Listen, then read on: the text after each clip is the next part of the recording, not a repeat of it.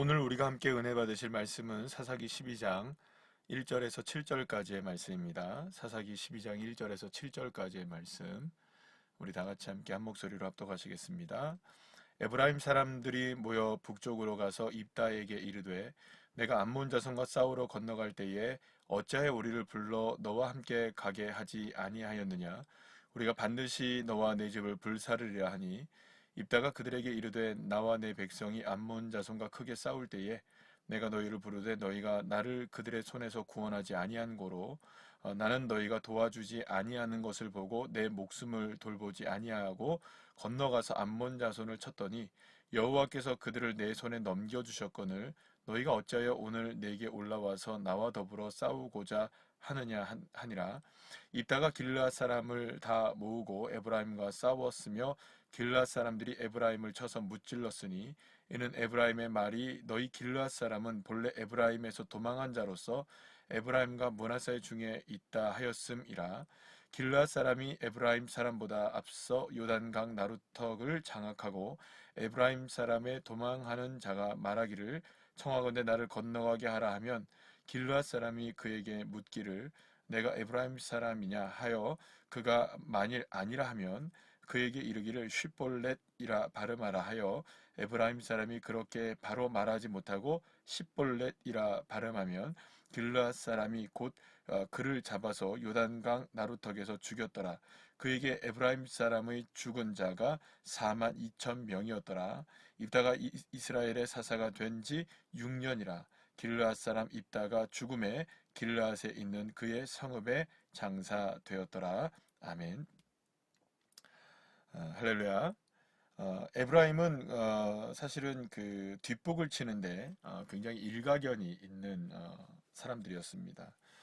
이미 기돈이 미드안을 칠 때에도 왜 자신들을 부르지 않았느냐 하면서 기돈에게 항의를 한 적이 있었습니다. 그러니까 오늘 본문에서 우리가 보게 되는 에브라임이 입다에게 항의하는 장면이 결코 처음의 장면이 아니라는 것입니다. 이미 그런 전력이 있었다는 것입니다. 그런데 이번에도 입다는 다시금 입다가 암몬을 다 물리치고 난 이후에 찾아와서 왜 우리들도 너를 도와서 입다 당신을 도와서 암몬을 칠 수 있었는데 같이 함께 할 수 있었는데 왜 우리를 부르지 않았느냐 이렇게 하면서 에브라임은 입다에게 항의를 하게 되었던 것입니다. 그러니까 결국에는 이제 에브라임의 자신들의 주특기가 바로 이제 뒷북치는 것에 있다는 것임을 다시 한번 이 오늘 본문을 통해서 보여주게 되는 것이라고 할 수가 있습니다. 자, 그렇다면 왜 에브라임은 계속해서 이렇게 뒷북만 쳤던 것일까 하는 것입니다. 그러나 그렇다고 여러분도 한번 생각해 보십시오. 입다와 기드온이 에브라임의 사실은 도움을 요청하지 않은 것이 아니라는 것을 알게 됩니다. 이미 도움을 요청했습니다. 자, 그런데 도움을 요청할 때는 슬그머니 빠져 있다가 이제 전쟁이 다 끝나고 나서 기드온도 이기고 입다도 다 이제 미디안을 이기고 암몬을 이긴 이후에야 그때서야 비로소 왜 우리를 부르지 않았냐? 우리도 함께 할 수 있었는데라고 이렇게 뒷북을 치면서 그 승리를 자기들도 함께하지 못하게 했던 것은 우리의 책임이 아니라 그러니까 입다 그리고 길르앗의 책임이 입다와 기드온의 책임이었다라고 이제 그들은 책임 전가를 하고 있는 것이죠. 그러니까 결국에는 승리가 다 끝난 이후에, 그러니까 막 전쟁이 그 치열하게 이루어지고 있을 때에는 슬그머니 발을 빼서 이 전쟁의 승패가 어떻게 될지를 장담을 못하지 않겠습니까? 그러니까 두고 보고 있었던 거죠. 뭐 만약에 이제 지게 되면은 뭐 그냥 그렇게 자기는 나 몰라라 하면 되는 것이고 이기게 되면 뭐 그때 가서 왜 우리 부르지 않았냐 이렇게 하면 되는 거니까 아주 기회주의적인 모습으로 이 에브라임은 기드온 때도 그랬던 것이고 입다 때도 이러한 모습을 보이게 되었던 것입니다. 자, 어쩌면 이 모습은 여러분들도 왜 그랬는지 대충은 이해가 되시겠죠? 그렇다면 왜 에브라임이 이렇게 싸움을 다 끝난 이후에 승리한 이후에 뒤에 와서 이 뒷북을 치면서 왜 나에게 그런 역사를 함께 할 수 있는 기회를 주지 않았느냐? 왜 이렇게 했느냐? 왜 나에게 이렇게 함께 할 수 있는 은혜를 베푸지 않았느냐? 이렇게 얘기한다는 것은 결국에는 이중적인 이런 모습은 우리가 딱 알 수 있습니다. 왜 그랬을까요? 딱 한 가지 이유죠. 결국엔 전쟁은 두렵고 승리는 놓치기 싫은. 그러니까 아주 이전 이런 이중적인 모습이 결국에는 에브라임의 이런 뒷북의 모습으로 드러나게 되었다는 것입니다. 어, 어, 이제 사실 뭐 이 사건을 두고서 결국에는 또 어떤 일이 벌어지게 되냐면 이 에브라임과 이 길르앗 사람들, 그러니까 입다가 이끄는 길르앗 사람들과 또 이제 전쟁이 일어나게 되는 그런 모습이 일어나게 됩니다. 사실상 이렇게 동족 상잔의 비극이 아니겠습니까? 사실 오늘 본문의 말씀에 보면 어이없이 4만 2천 명이라는 사람이 이렇게 죽게 되는 이런 장면들이 나오게 되는데 이러한 모습을 보게 되면 결국에는 에브라임의 뒷북이 이러한 비극을 초래했고 또한 이 일을 이렇게 처리함에 있어서 이 모든 일들을 감정적으로 함께 똑같이 대응을 했던 입다에게도 책임이 없다라고 볼 수가 없는 것이죠. 그래서 오늘 본문의 맨 마지막에 우리가 함께 7절을 보게 되면 입다가 사사로서 그 6년만 사사로서 다스리고 끝냈다라는 걸 볼 수 있어요. 근데 한번 생각해 보시죠. 만약에 사사가 훌륭하게 자신의 사역을 잘 감당했다면 하나님은 아마도 좀 더 길게 할 수 있었을 거예요. 물론 기드온이 그렇다고 해서 훌륭한 사사였다라고 우리가 얘기하는 거 아닙니다. 왜냐하면 40년이 넘도록 이스라엘을 다스렸기 때문에 훌륭하다고 얘기하는 건 아닙니다. 그런데 의외로 이렇게 짧게 끝나게 되는 입다의 사사의 기간을 우리가 생각해 본다면 왜 하나님께서 입다의 사사 기간을 이렇게 단축시켰는지를 우리가 생각해 볼 필요는 있다는 거죠. 그러니까 결국에는 이 입다의 이러한 모습이 결코 바람직한 모습은 아니었다라는 것을 우리가 이제 짐작하고 알게 된다는 것입니다. 그렇다면 이런 일들이 왜 일어났느냐? 자, 오늘 본문에서 이제 한 가지 에피소드가 하나가 나는데요. 사실은 에피소드라고 말하기는 너무나 큰 희생을 치르게 되죠. 4만 2천 명이라는 에브라임 사람들이 목숨을 잃게 되는 사건이 일어나는데, 자, 길르앗과 에브라임이 싸우게 됩니다. 그런데 이제 길르앗이 기선을 제압해요. 그래서 이제 에브라임이 이제 쫓겨나기 시작하는데 이 쫓겨나면서 이제 자기들의 본거지로 돌아가려면 이제 요단강을 건너가야 되는 겁니다. 그런데 요단강의 나루턱을 먼저 누가 장악을 했느냐? 이 길르앗 사람들이 장악을 해버린 겁니다. 그러니까 이제 길르앗 사람들의 장악을 이제 보게 된 에브라임 사람들은 자신의 본거지로 돌아갈 수가 없게 되는 거예요. 근데 이렇게 돌아가려고 하니까 한 가지 방법은 뭐냐면 자기 자신 스스로들이 에브라임 사람들이 아니고 자신도 길르앗 사람들이라는 것을 이렇게 이제 이야기를 하면 된다는 것이죠. 그러니까 아니다 나 에브라임 사람 아니야 라고 이제 얘기하면 그래 너 에브라임 사람 아니구나 해서 요단강을 건너게 할 수 있겠다라는 생각을 한 겁니다.